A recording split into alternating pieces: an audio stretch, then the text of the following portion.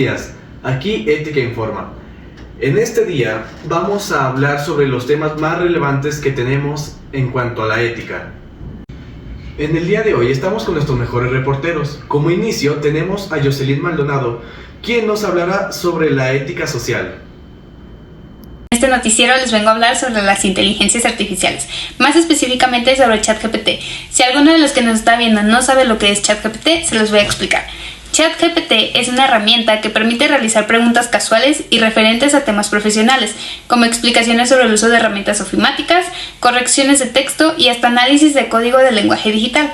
Ahora, aunque esta inteligencia artificial puede responder preguntas, no significa que pueda razonar, por lo que no se recomienda hacer el uso de sus respuestas para dar diagnósticos y tratamientos.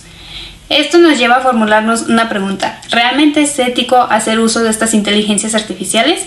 Las dificultades éticas que pueden causar estos modelos en el sector educativo y social se han evidenciado alrededor del mundo.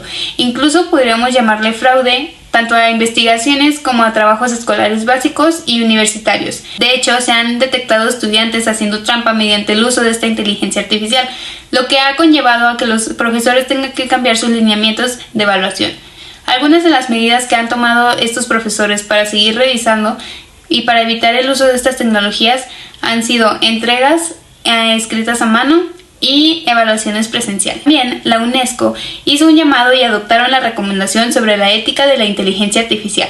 En esta iniciativa, esto es lo que se promueve: incluir ética en la enseñanza de la inteligencia artificial, fomentar responsabilidad social y transparencia, establecer normas y políticas éticas y fomentar la participación y el diálogo. Ahora, con toda esta información que les acabo de compartir, solamente quiero hacerles la invitación de que nos pongamos a reflexionar un momento y pensar si realmente cuando estamos haciendo el uso de esta inteligencia artificial a la hora de hacer un trabajo o una tarea, no estamos haciendo fraude y nos estamos traicionando nosotros mismos. Creo que este es un tema al que le tenemos que dar bastante visibilidad y tenemos que pensar respecto a esto. Sin más que agregar, les quiero pasar a mi compañero, que también les va a seguir compartiendo algunas noticias el día de hoy. Muchas gracias, Jocelyn, por compartir esta valiosa información sobre la ética. Buenas tardes, con ustedes Jorge López. Se cree que la mitad de las personas en México mienten su currículum para postularse a una vacante.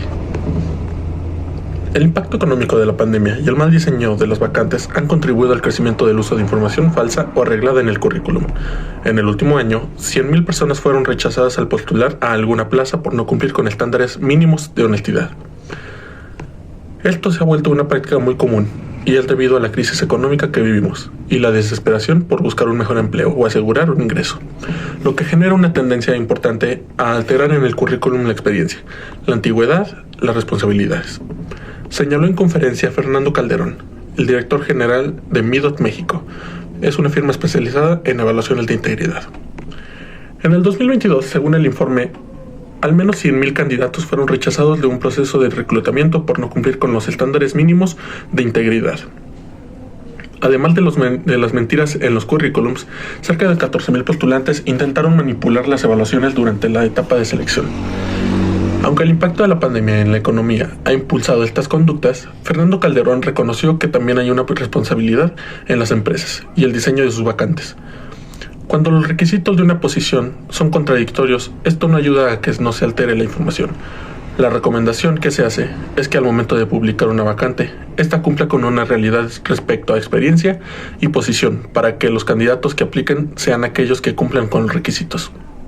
Sin embargo, el crecimiento de los riesgos de integridad no solo se reflejó en las postulaciones a vacantes. Los actos deshonestos al interior de las empresas incrementaron 20% en el último año, de acuerdo con el análisis de la plataforma.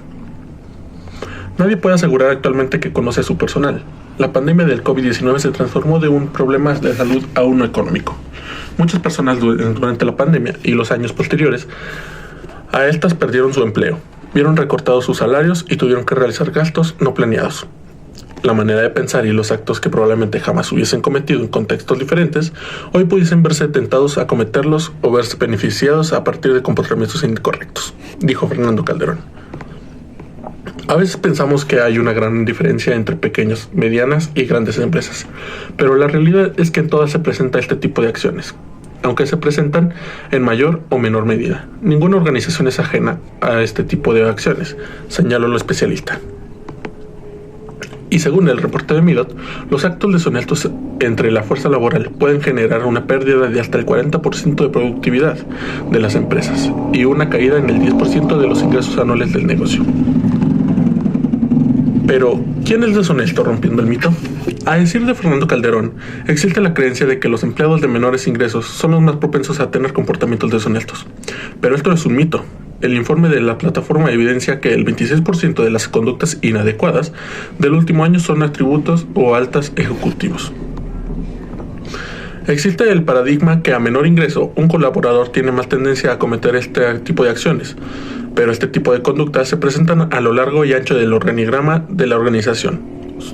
De hecho, la falta de integridad entre la alta dirección puede tener un impacto negativo mayor en el negocio.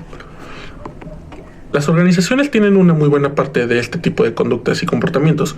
Parte de las recomendaciones que hacemos es evaluar y poner filtros en el reclutamiento, pero también hay que contar con mecanismos que regulen la operación, como códigos de conductas, de ética, procesos y políticos que les den forma a las operaciones de cualquier área.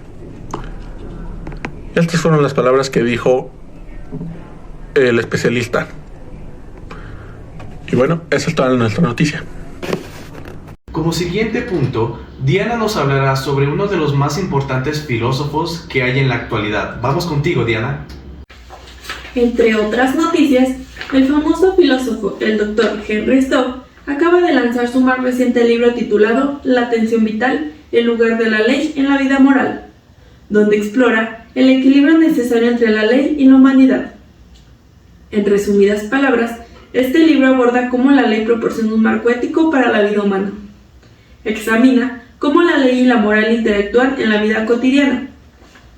Este puede ser un tema esencial para la salud mental y el bienestar espiritual de las personas.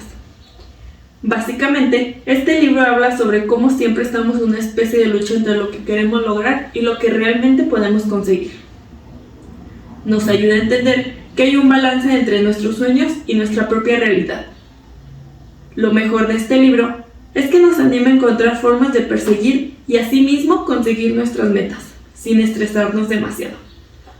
Esto puede ser muy útil para los jóvenes, ya que hoy en día están llenos de expectativas, presiones o desafíos que ellos mismos propios se ponen, y es ahí cuando suelen frustrarse demasiado con estos temas.